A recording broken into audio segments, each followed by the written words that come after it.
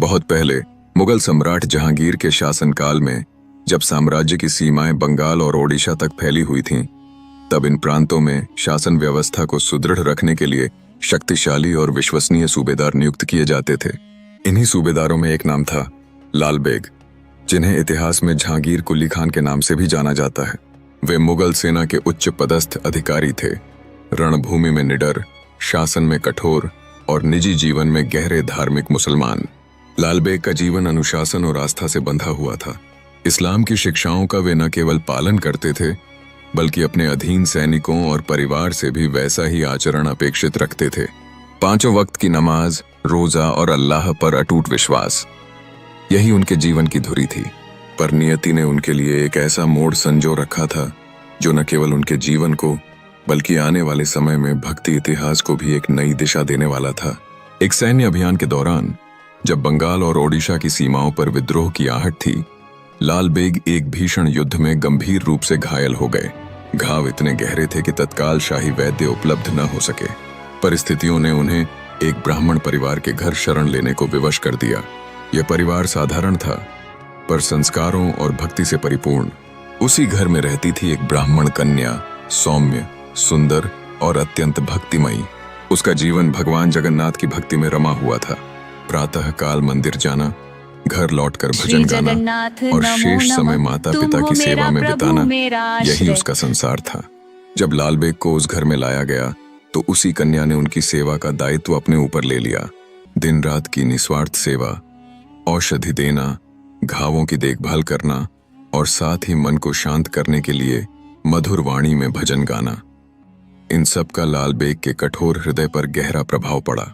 पहली बार उन्होंने किसी ऐसे प्रेम और करुणा का अनुभव किया जो धर्म और पहचान की सीमाओं से परे था। सेवा करते करते दोनों के बीच एक मौन संवाद पनपने लगा। कन्या की आंखों में करुणा थी और लाल बेग की आंखों में कृतज्ञता। धीरे धीरे यह कृतज्ञता स्नेह में बदली और स्नेह प्रेम में। सामाजिक बंधन, धार्मिक भेद और भविष्य की अनिश्चितता, इन सब के बावजूद दोनों ने एक दूसरे का हाथ थामने का साहस किया। लाल बेग ने उस ब्राह्मण कन्या से विवाह किया। यह विवाह अपने समय से बहुत आगे का निर्णय था। एक ऐसा संगम जहां इस्लाम और सनातन भक्ति आमने सामने नहीं बल्कि साथ साथ खड़े थे। इस दाम्पत्य जीवन से एक पुत्र का जन्म हुआ। उसका नाम रखा गया साल बेगा। कुछ परंपराओं में साल बेग माना जाता है कि उसका जन्म लगभग 1607-1608 ईस्वी के आसपास हुआ। साल बेगा का बचपन 2 संस्कृतियों की गोद में बीता। पिता की ओर से अनुशासन, वीरता और इस्लामी आस्था, माँ की ओर से कोमलता, भक्ति और भगवान जगन्नाथ का मधुर नाम। घर के एक कोने में पिता की नमाज की आवाज गूंजती तो दूसरे कोने में माँ के कंठ से निकलते जगन्नाथ जी के भजन।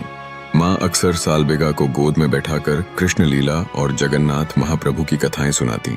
रथ यात्रा के दिनों में उनकी आंखें विशेष रूप से चमक उठती। वे बेटे को बताती कि कैसे भगवान जगन्नाथ सबके हैं, राजा और रंक, ब्राह्मण और शूद्र, हिंदू और मुसलमान, सबके। बालक साल बेगा का मन इन कथाओं में खो जाता। उसे लगता जैसे कोई अदृश्य डोर उसके हृदय को खींच रही हो। वह माँ के साथ भजन सुनना चाहता, पर पिता के कठोर अनुशासन और भय के कारण अक्सर चुपके से ऐसा करता। वह घर के आंगन में या किसी एकांत कोने में बैठकर माँ के गाए भजनों की धुन को मन ही मन दोहराता। यही वह बीज था जो आगे चलकर भक्ति का वटवृक्ष बनने वाला था। उस समय कोई नहीं जानता था कि यह बालक, जो 2 धर्मों की सीमा पर खड़ा है, एक दिन भगवान जगन्नाथ का ऐसा अनन्य भक्त बनेगा जिसकी वाणी सदियों तक गूंजती रहेगी। युवावस्था का जोश, तलवार की चमक और वीरता का आकर्षण, इन्हीं भावनाओं के साथ साल बेग अपने पिता के साथ मुगल सेना में शामिल हुए। उस समय उनका जीवन युद्ध, अनुशासन और साम्राज्य की सेवा तक सीमित था। ईश्वर, भक्ति या अध्यात्म से उनका कोई विशेष संबंध नहीं था। वे एक योद्धा थे और युद्ध ही उनका धर्म था। एक भीषण युद्ध के दौरान शत्रु की तीव्र मार से साल बेग गंभीर रूप से घायल हो गए। उनके शरीर पर गहरे घाव थे। रक्तस्राव रुकने का नाम नहीं ले रहा था। युद्ध भूमि से उन्हें शिविर में लाया गया, परंतु वैद्य और हकीम भी निराश हो चुके थे। घावों में संक्रमण फैल गया। तेज बुखार, पीड़ा और अचेतन अवस्था ने उन्हें मृत्यु के द्वार पर पहुंचा दिया। सभी को लगने लगा कि अब उनका बचना असंभव है। इसी समय उनकी माता का हृदय करुणा और वेदना से भर उठा। एक माँ के लिए पुत्र को इस अवस्था में देखना असहनीय था। सांसारिक उपाय जब विफल हो गए, तब उन्होंने ईश्वर की शरण ली। वे साल बेग के समीप बैठी और उन्हें बार बार पुकारने लगी। अर्धचेतन अवस्था में पड़े पुत्र के कानों में उन्होंने जगन्नाथ प्रभु की महिमा का अमृत घोल दिया। उन्होंने कहा, बेटा, जगन्नाथ प्रभु अत्यंत दयालु हैं। वे स्वयं विष्णु के अवतार हैं। शरणागत की रक्षा करना उनका स्वभाव है। यदि सच्चे मन से उनका नाम जपोगे तो वे अवश्य कृपा करेंगे। चमत्कार आज भी होते हैं। मृत्यु और जीवन के बीच झूलते सालबेग ने मां की बात सुनी। शायद पहली बार उनके मन में ईश्वर का स्मरण जागा। कांपते होठों से उन्होंने विष्णु, जगन्नाथ का नाम लेना शुरू किया। नाम जप उनके लिए अंतिम सहारा बन गया। कुछ कथाओं में यह भी वर्णन आता है कि उसी समय एक साधु बाल मुकुंद वहां आए।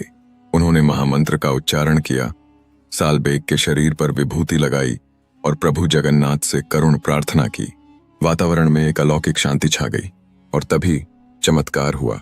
जिस शरीर में जीवन की कोई आशा नहीं थी, उसमें चेतना लौटने लगी। बुखार उतर गया, घाव सूखने लगे और संक्रमण का प्रभाव समाप्त हो गया। कुछ ही समय में सालबेग पूर्णतः स्वस्थ हो गए। यह केवल चिकित्सा नहीं थी, यह आस्था का प्रत्यक्ष फल था। इस घटना ने सालबेग के जीवन की दिशा ही बदल दी। जो व्यक्ति स्वयं को शक्तिशाली सेना का अंग मानता था, वह अब समझ चुका था कि सच्चा रक्षक कोई राजा या सेना नहीं, बल्कि जगन्नाथ प्रभु हैं। उनके हृदय में गहरी कृतज्ञता और भक्ति का उदय हुआ। उन्होंने मुगल सेना छोड़ दी। वैभव, पद और युद्ध सब पीछे छूट गए। अब उनका जीवन एक ही लक्ष्य के लिए समर्पित था, जगन्नाथ की भक्ति। सालबेग ने साधना और भजन को अपना मार्ग बनाया। उन्होंने ओडिया भाषा में प्रभु के लिए अनेक पदों की रचना की। जगन्नाथ स्वामी नयन पथगामी भव तुमे, कृपा करी देखा देव मो वंचित नहीं रहू। आहे नील शय प्रभु जगन्नाथ तुझे चरणी। प्रभु जगन्नाथ आज भी श्रद्धालुओं के हृदय को द्रवित कर देता है। इन भजनों में एक ऐसे भक्त की पुकार है जिसने मृत्यु को निकट से देखा और ईश्वर की करुणा को प्रत्यक्ष अनुभव किया। इस प्रकार सालबेग का जीवन युद्ध से भक्ति तक, अहंकार से समर्पण तक और मृत्यु से अमरता तक की यात्रा बन गया। उनका रूपांतरण यह संदेश देता है कि ईश्वर की कृपा सीमाएं नहीं देखती, न जाति, न धर्म, न अतीत। सच्ची पुकार हो तो जगन्नाथ स्वयं उत्तर देते हैं। सुदूर गांवों और नगरों से होते हुए अनेक कष्टों और यात्राओं के बाद सालबेग अंततः पुरी धाम पहुंचे। उनके हृदय में एक ही अभिलाषा थी, नीलाचल के स्वामी महाप्रभु जगन्नाथ के दर्शन। पुरी के सिंहद्वार को देखकर उनकी आंखें भर आईं। वही प्रभु जिनका नाम उन्होंने पीड़ा में लिया था, जिनके स्मरण से जीवन बदला था, आज उन्हीं की नगरी में वे खड़े थे। मन पुलकित था, देह थकी हुई पर आत्मा उल्लास से भरी हुई। किंतु जैसे ही वे मंदिर के समीप पहुंचे, उन्हें एक कठोर सत्य का सामना करना पड़ा। उस समय जगन्नाथ मंदिर में गैर हिंदुओं का प्रवेश पूर्णतः निषिद्ध था और सालबेग जन्म से मुस्लिम थे। पुजारियों ने उन्हें रोक दिया, तुम मंदिर के भीतर नहीं जा सकते। ये शब्द तीर की तरह उनके हृदय में लगे। क्षण भर को वे स्तब्ध रह गए। आंखों के सामने मंदिर था, भीतर प्रभु विराजमान थे और वे बाहर अलग, अकेले। पर सालबेग ने न विरोध किया, न क्रोध दिखाया। उन्होंने सिर झुका लिया। उनके लिए प्रभु कोई नियम नहीं थे, न ही दीवारों में बंधे थे।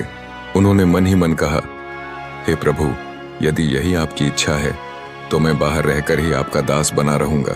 तो उनकी भक्ति में कोई शिकायत नहीं थी, केवल विरह था। वही विरह जो प्रेम को और गहरा कर देता है। सालबेग ने मंदिर के बाहर ही बैठकर प्रभु की आराधना आरंभ कर दी। वे दिन रात जगन्नाथ का नाम जपते, आंसुओं से भूमि भिगोते और पद गाते रहे।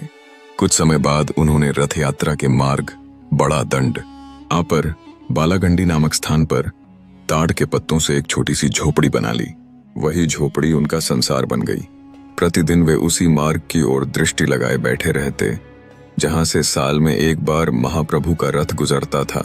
उनके लिए यही सबसे बड़ा उत्सव था, जब प्रभु स्वयं बाहर निकलकर सबके दर्शन देते हैं, बिना भेद, बिना भक्ति की जांच के।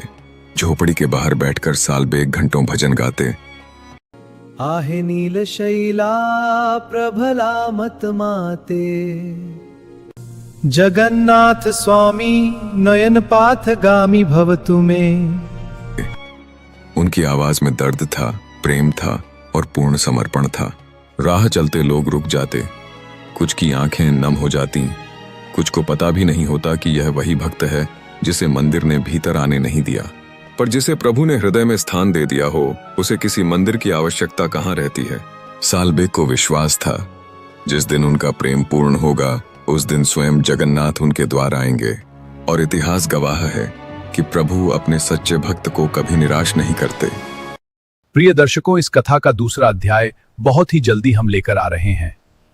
हमारे चैनल को सब्सक्राइब कीजिए, लाइक कीजिए, ताकि हम आपके लिए नई नई कहानी ला सकते हैं।